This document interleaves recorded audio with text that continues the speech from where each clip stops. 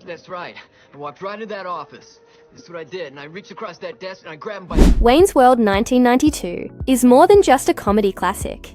It's filled with hilarious, behind-the-scenes stories you probably didn't know, from unexpected casting choices to shocking on-set moments.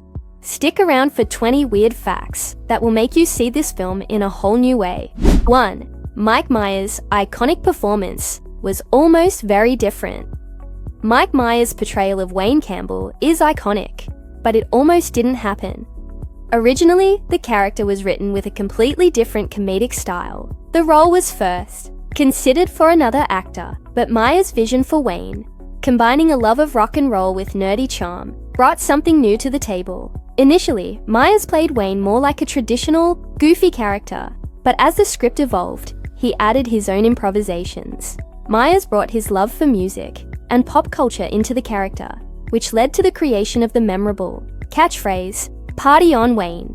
What's weird is that the character of Wayne didn't really exist in the script the way he does today, until Myers made his mark, turning the character into one of the most iconic figures in comedy and pop culture in the 90s.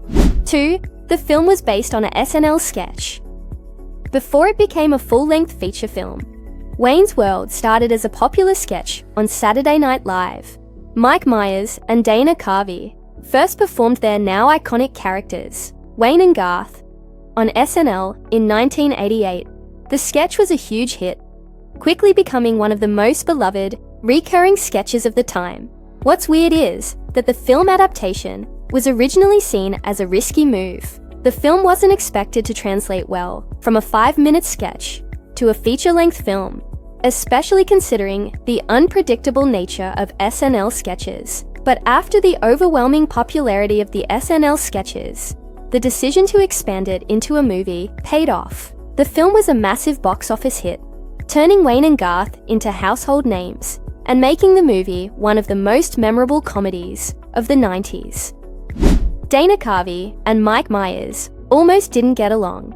While the chemistry between Wayne, Mike Myers, and Garth, Dana Carvey, was key to the film's success, the two actors didn't always get along on set. Carvey has said that Myers was incredibly focused on his own vision for the film, while Carvey was more focused on ensuring the film was fun for everyone. At times, Myers would take control of scenes, suggesting changes that Carvey didn't always agree with. What's weird is that despite these differences, the tension actually helped fuel the comedy. Their on-screen dynamic of contrasting personalities mirrored the tensions they had off-screen. Eventually, the two actors learned to work together, and their camaraderie in the film translated into some of the most hilarious moments. The film's success ultimately proved that their conflicting styles worked in their favor, making their partnership one of the most beloved comedic duos of the 90s. The iconic Bohemian Rhapsody scene was almost cut. One of the most iconic scenes in Wayne's World is the head-banging sequence to Queen's Bohemian Rhapsody. This scene became instantly memorable, but it was almost cut during the early stages of production. The film's producers were initially skeptical, thinking that the scene was too long and might slow the pacing. What's weird is that the sequence was actually added as a last-minute decision to the script after Queen's manager, who was a fan of the sketch, agreed to let the filmmakers use the song for a small fee. The film's producers initially feared that the licensing fee would be too expensive, but it ended up being one of the best decisions ever made for the movie. The scene not only created an unforgettable moment in film history, but also helped introduce Queen to a new generation, further cementing Wayne's World as a cultural phenomenon.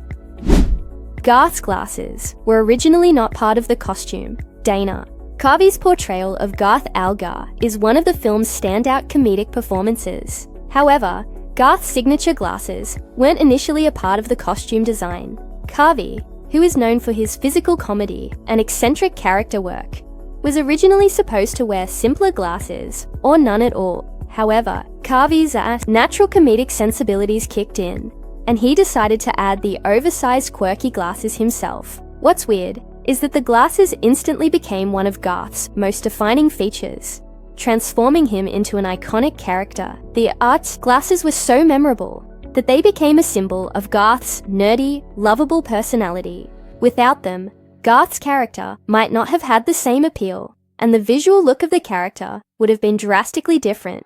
These little touches helped elevate Carvey's performance and solidified Garth as one of the most beloved characters in the movie. Wayne's World was one of the first movies to have a viral marketing campaign.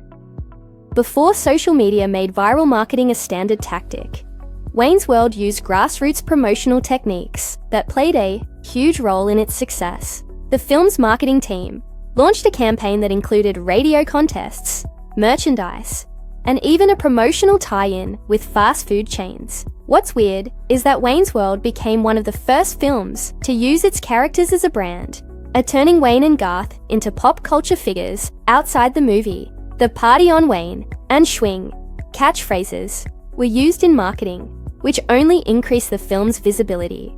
The film's marketing campaign tapped into the 90s counterculture and laid the groundwork for viral marketing techniques that would later become common. The unconventional approach helped Wayne's World break into the mainstream, giving it a cult following that was built on fan engagement, word-of-mouth promotion, and its growing reputation as a cultural touchstone. The film's success took the entire cast by surprise.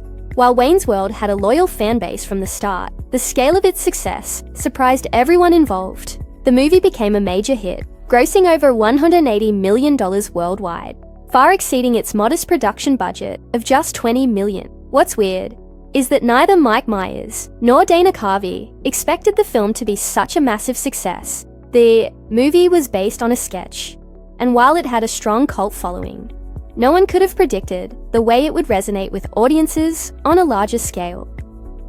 The unexpected success led to sequels and a long-lasting cultural impact, but at the time of filming, everyone was just having fun.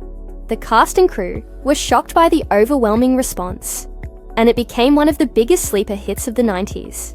It turned Wayne's World into a phenomenon, giving its characters staying power in pop culture. The Wayne's World theme song was originally written by Myers. The iconic Wayne's World theme song, which became synonymous with the film and its characters, was actually written by Mike Myers himself. Myers, who was known for his musicality, wrote the simple but catchy tune as a way to introduce the sketch's vibe. What's weird is that the theme song, which seems so spontaneous and easy, ended up becoming one of the most memorable and recognizable parts of the entire franchise. The jingle was recorded with just a few instruments and a lighthearted attitude, perfectly capturing Wayne's love for rock and roll. The song's infectious energy helped establish the film's tone, emphasizing the fun and carefree spirit of Wayne and Garth. What's even stranger is how much the theme song became a part of Wayne's World's brand, often heard in various promotional materials and parodies, turning it into one of the most memorable musical motifs in comedy history. "Party On" was inspired by a real-life phrase.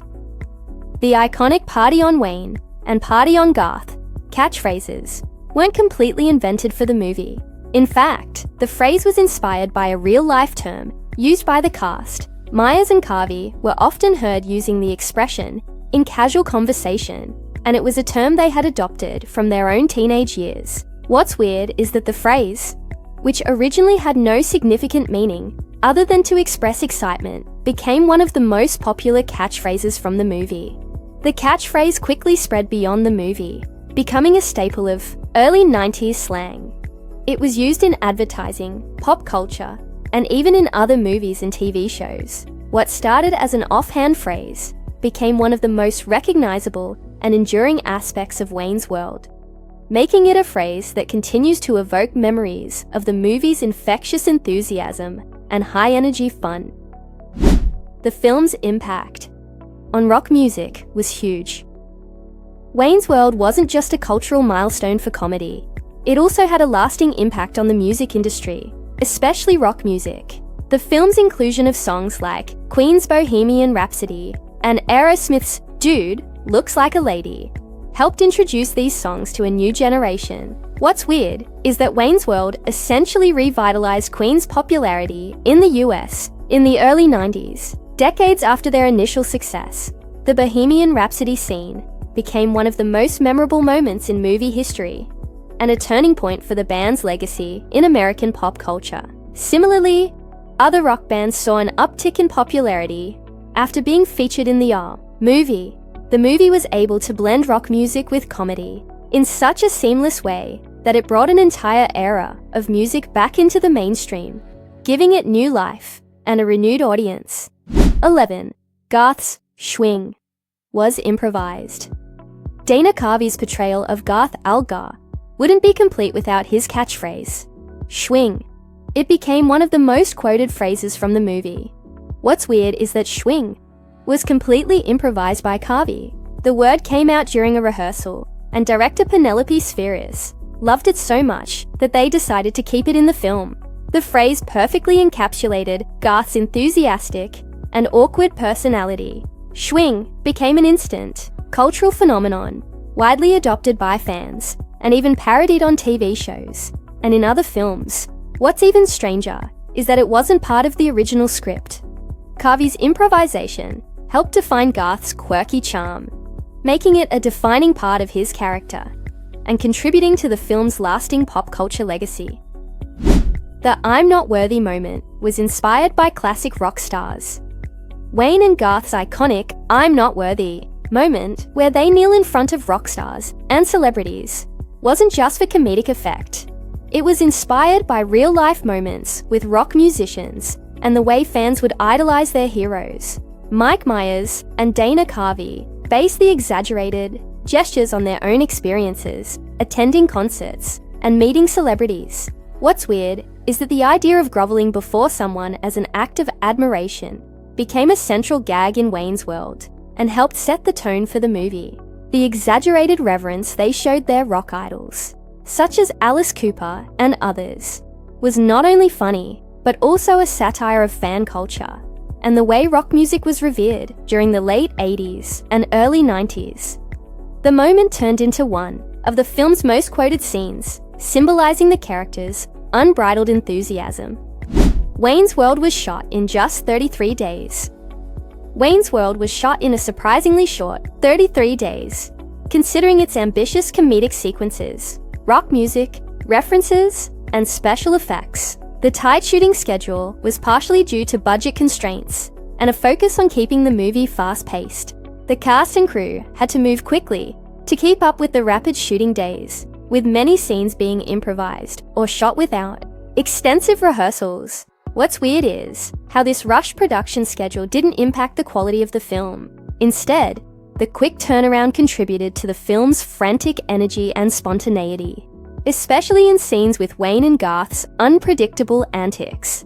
The film's rapid production didn't give the crew much time for fine-tuning, but it worked in its favor, contributing to Wayne's World's unique vibe. Despite its short filming time, the movie went on to become a massive box office hit and cultural touchstone. Wayne and Garth's Wayne's World intro was shot in one take. The energetic, head-banging intro sequence that opens the film, with Wayne and Garth singing along to Bohemian Rhapsody in Wayne's basement, was filmed in one take. Director Penelope Spheris wanted the scene to feel as spontaneous and real as possible, so she instructed the actors to go for it without stopping. What's weird is that despite the scene's chaotic energy and intricate timing, it was captured in a single continuous shot. The scene's rawness and authenticity were key to the film's success, giving the audience a glimpse into Wayne and Garth's wild and carefree personalities. The one-take decision wasn't just a creative choice. It helped make the film feel fresh and unpredictable. By keeping it in one take, the filmmakers captured the heart of the movie's humor, which relied on the unfiltered, energetic antics of its characters. The film's product placement wasn't a coincidence. Product placement played a significant role in Wayne's World, with numerous brands featured throughout the film. What's weird is that the film used this tactic satirically, making it part of the comedy. In a now iconic scene, Wayne and Garth talk about selling out and being sponsored by products like Pizza Hut and Reebok, with Wayne even saying, "We're in the middle of a McDonald's commercial." The filmmakers knew that product placement was part of mainstream filmmaking, but turned it on its head by making fun of it. The inclusion of brand names became a humorous commentary on commercialism and consumer culture. What's even stranger is how these over-the-top product placements became a part of the film's success. Viewers found it hilarious that the characters so blatantly referenced corporate sponsorships, making it an essential part of Wayne's World's satirical take on pop culture. 16. The film's iconic "We're Not Worthy" scene was inspired by real fan behavior. The famous "We're not worthy" moment in Wayne's World, where Wayne and Garth repeatedly grovel before rock stars, was inspired by real-life fan behavior at concerts and events. Mike Myers and Dana Carvey often attended concerts where they saw fans exaggerate their admiration for musicians. They wanted to turn that behavior into a comedic moment, so they exaggerated it to absurd levels. The gesture became central to the film's humor, poking fun at how far fans will go to show their devotion. What's weird is that this silly gesture turned into one of the most iconic scenes in film history, instantly recognizable to anyone familiar with the movie. The popularity of the scene helped solidify Wayne's World as a cultural milestone, showing how a simple comedic idea based on real-life behavior could resonate with audiences and remain a pop culture reference decades later. Size. The characters. Clothing became fashion trends. Wayne and Garth's wardrobe choices, especially their signature band t-shirts, baseball caps, and flannel shirts, became a fashion trend after the release of the film. The characters' laid-back, rebellious style struck a chord with audiences, particularly with teenagers and young adults in the early 90s. What's weird is that the clothing in Wayne's World wasn't designed to set a fashion trend, but rather to reflect Wayne and Garth's personalities and love for rock and roll. Yet, the film's success turned their style into a mainstream movement. The Wayne's World aesthetic became synonymous with 90s youth culture, influencing everything from casual wear to skateboarding fashion. The film's impact on fashion was so profound that it helped define an entire generation's approach to casual style, making Wayne and Garth's look one of the most recognizable in film history. Wayne's World inspired a generation of rock lovers. The film's inclusion of rock music and Wayne and Garth's unabashed love for it helped inspire an entire generation to embrace classic rock. The iconic Bohemian Rhapsody scene introduced Queen to a new generation, and it wasn't just the song that became popular. It was Wayne and Garth's enthusiasm that made it infectious. What's weird is that Wayne's World played a huge part in bringing Queen back into the American mainstream. The film's success helped lead to Queen's resurgence in popularity during the early 90s, with the band gaining new fans, especially young people who had never heard their music. It wasn't just about the rock anthems. It was about the celebration of music as a lifestyle. This love for rock music, exemplified by Wayne and Garth's enthusiasm, became one of the key takeaways for audiences, giving the film a cultural significance that went beyond just comedy.